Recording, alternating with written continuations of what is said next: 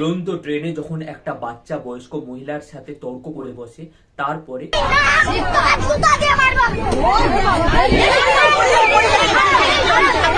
মহিলা হঠাৎ করে বাচ্চাটাকে থাপ্পড় মেরে বসে।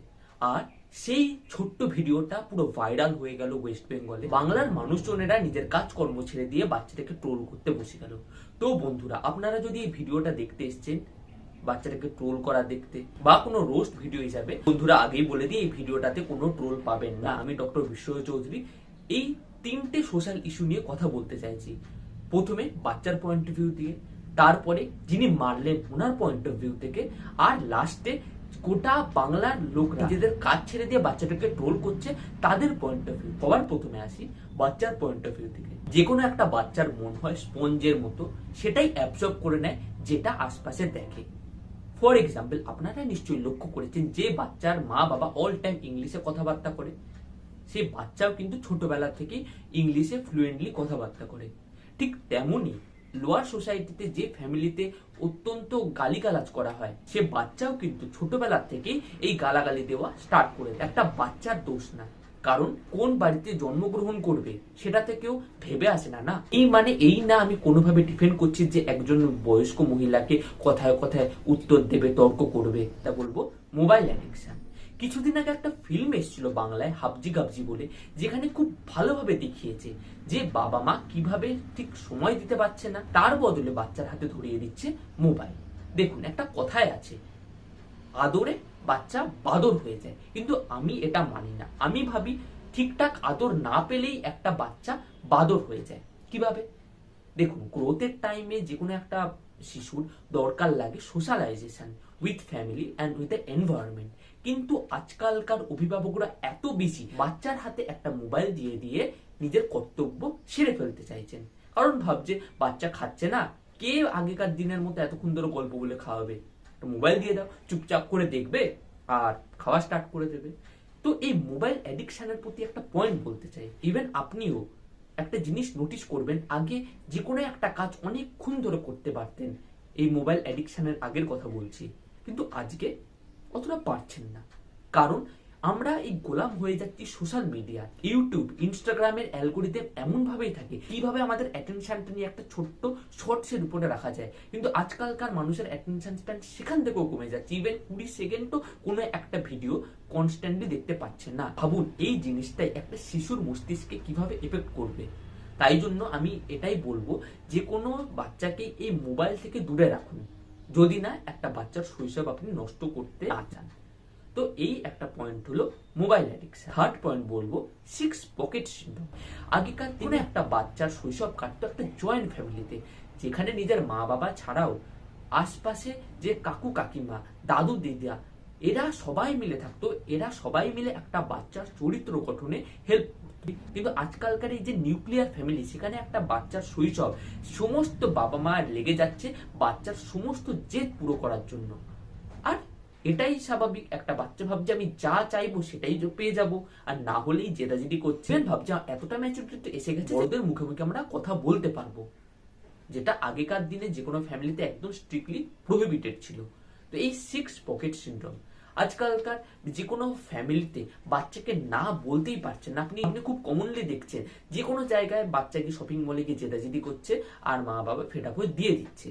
কিন্তু এই জিনিসটা আমাদের বোঝানো দরকার যে সব সময় সবকিছু পাওয়া যায় না। কারণ একটা বাচ্চা বাইরে গিয়েও ভাবছে আমি যা বলবো সেটাই তো হবে, আর সেটা না পেলেই বাচ্চার ব্রেনে স্টার্ট হয় ফ্রাস্ট্রেশন। যত একটা বাচ্চা সোশ্যালি আইসোলেটেড থাকবে, বাচ্চা ট্যান্ট্রাম পূরণ করবে মা বাবা আর দাদু দিদিমা, ঠাকুমা ঠাকুরদা, তত একটা বাচ্চার এই এফেক্টটা দেখা যাবে বড়দের মুখে মুখে তর্ক করা। তো 3টে পয়েন্ট বললাম একটা বাচ্চার জন্য। একটা হলো স্পঞ্জের মতো হয় বাচ্চার ব্রেন, আশপাশে এনভায়রনমেন্ট, মা বাবা যদি গালিগালাজ দেয় সেটাই শিখবে, মা বাবা যদি ভালো কথা বলবে সেটাও শিখবে। সেকেন্ড হলো মোবাইল অ্যাডিকশন, আর থার্ড হলো এই যে 6 পকেট সিনড্রোমের কথা। এরপরে আসছি যিনি মারলেন ওনার পার্সপেক্টিভ থেকে। আমরা জেনারেলি এটাই ভাবি, একটা কেউ বাচ্চা দোষ করছে, একটা থাপ্পড় মেরে দাও ঠিক হয়ে যাবে। আর ইভেন সমস্ত মানুষরা কিন্তু এই বয়স্ক মহিলাকে সাপোর্ট করছে। এবার আপনি ভাবুন যে কোনো চলন্ত গাড়িতে একটা বাচ্চার ভালো চাইছি, মানছি, বাচ্চা যদি না শুনে আমি চলন্ত ট্রেনে বাচ্চাকে মারছি, এটা কিভাবে আপনি সাপোর্ট করছেন? কারণ একটু এদিক ওদিক হলে বাচ্চাটা চলন্ত ট্রেন থেকে পড়ে যেত, আর তখন কিন্তু মানুষরা ট্রোল করতো বয়স্ক মহিলা আপনাকে। মারধর করা, কর্পোরাল পানিশমেন্ট বা যে কোনো কলেজে যে র্যাগিং, এর ভাই শর্ট টার্ম হয়তো জুনিয়র বা বাচ্চা আপনার কথা শুনে নিচ্ছে, লং টার্মে তার কিউরিসিটি আরো বাড়বে, যেটাকে না করতে বলা হচ্ছে। ফর এক্সাম্পল, অনেক বাচ্চাকে দেখবেন মা বাবা কনস্ট্যান্টলি মারে, এই মদ খাবি না, সিগারেট খাবি না, কিন্তু বলছে না কারণটা। কিন্তু ছোটবেলা যখন মা বাবাকে ভয় পাচ্ছে তখন অবভিয়াসলি এইগুলোর থেকে দূরে থাকছে, কিন্তু তার সাথে মনে কিন্তু কিউরিসিটি বাড়ছে, আমি এটা করব, আমার যখন পাওয়ারে আসবো, আমার যখন সামনে এই অথরিটেটিভ ফিগার কেউ থাকবে না। আর এটা দেখা যায় সে বাচ্চাই ফিউচারে কলেজে উঠে বা জবে গিয়ে যখন উপরে বলার কেউ থাকে না, তখন এই সমস্ত জিনিসে অ্যাডিক্টেড হয়ে যাচ্ছে। আর এটা শুধুমাত্র মদ বা সিগারেটের প্রতি না, ইচ অ্যান্ড এভরিথিং। তাই জন্য যে কোনো একটা জিনিসে বোঝানো খুব ইম্পর্টেন্ট, না কি সবার আগে গায়ে হাত তোলা, মারা পিটা, এটা একদমই না। আর এই কেসটার উপরে তো আমি আরো করে বলবো। এবার লাস্ট পয়েন্ট আমি পয়েন্ট আউট করতে চাই ভিউয়ার্সদের, মানে দর্শকদের, যারা বাচ্চাকে কনস্ট্যান্ট ট্রোল করে যায়। আমি আপনাদের এটাই বলবো, জানেন তো, খুব ইজি হয় যে কোনো একজনকে পয়েন্ট আউট করে পোক করতে, কিন্তু যখন একটা কারোর দিকে আমরা একটা আঙুল দিচ্ছি, তিনটা আঙুল কিন্তু নিজের দিকে থাকে, এটা ভুলবেন না। আচ্ছা, আপনি কি ছোটবেলার দিয়ে কোনোদিন কোনো ভুল করেননি? নিশ্চয়ই করেছি। আর ভুলটাকে শুধরে যাওয়ার পরেই কিন্তু আমরা এজ এ বেটার পার্সন হিসেবে আসতে পেরেছি। ফর এক্সাম্পল, আমি তো নিজের এক্সাম প্রিপারেশনে যে কোনো একটা জিনিস অনেকবার ভুল করতাম, তারপরে শিখেছি। ইভেন ছোটবেলাতেও অনেক দুষ্টুমি করতাম, কিন্তু তার সাথে আমার মা বাবা যখন এটা শিখিয়েছে, বুঝিয়েছে কোনটা ঠিক কোনটা ভুল, সেটা বুঝেই এজ এ বেটার পার্সন হতে পেরেছি। কারুর গাছ থেকে আম পেড়ে আনতাম না বলে, তখন বকতো। চলতে চলতে কোনো কুকুরের দিকে ঢিল ছুড়লে তখন মা বকতো। আর এই এভরি জিনিস কিন্তু আমার পার্সোনালিটি বা ক্যারেক্টার ডেভেলপমেন্টে হেল্প করেছে। ভুল করাটা অতটাই ইম্পর্টেন্ট যত কিনা ঠিক করা, কারণ আমরা ভুল করলেই বুঝতে পারবো কিভাবে ঠিক করতে হয়। ফর এক্সাম্পল, যে এই যে বাল্বের আবিষ্কার, থমাস আলভা এডিসন, জানেন তো 99 বার ফেল করেছিল, কিন্তু তারপরেও এই ঠিক মডেলটা আনতে পেরেছেন। উনি এটাই বলেছেন, আমি জাস্ট 99টা পদ্ধতি জেনেছি যেভাবে অ্যাকচুয়াল বাল্ব ইনভেন্ট করা যায় না। ব্যাস, যে কোনো জিনিসকে এত ক্রিটিক্যাল করে দেখার তো কোনো মানে নেই। এই বাচ্চা এখনো টাইম আছে নিজেকে শুধরান, তাই বলে তো এই না আমরা কনস্ট্যান্ট ট্রোল করবো, কনস্ট্যান্ট পোক করবো। একটা বাচ্চাকে ট্রোল করা ছাড়াও কিন্তু অনেক ইম্পর্টেন্ট পয়েন্ট আছে যেটা নিয়ে আমরা পয়েন্ট রেজ করতে পারি, বলা যায়। কিন্তু না, আমরা তো একটা বাচ্চাকে ট্রোল করব, কিছুদিন মজা নেব, ব্যাস, আর কিছুদিন পরে অন্য কাউকে নিয়ে ট্রোল করবো, আর এটাই চলছে। এতে কি একটা বাচ্চার ভালো হবে না আপনার নিজের কোনো ক্যারেক্টার ডেভেলপমেন্টে হেল্প হবে? উল্টে তো এটাই বলবো যে একটা বাচ্চার জন্য অনেকটাই টাফ এই জিনিসটাকে হ্যান্ডেল করা। এই ট্রোল সহ্য করা কিন্তু একটা বয়স্ক মানুষের জন্য ইজি ব্যাপার না।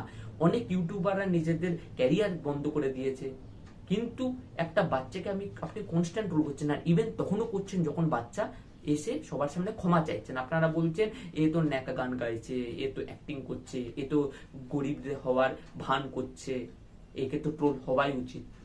তো আমি এটাই বলবো, কাউকে মাফ করতে শিখুন।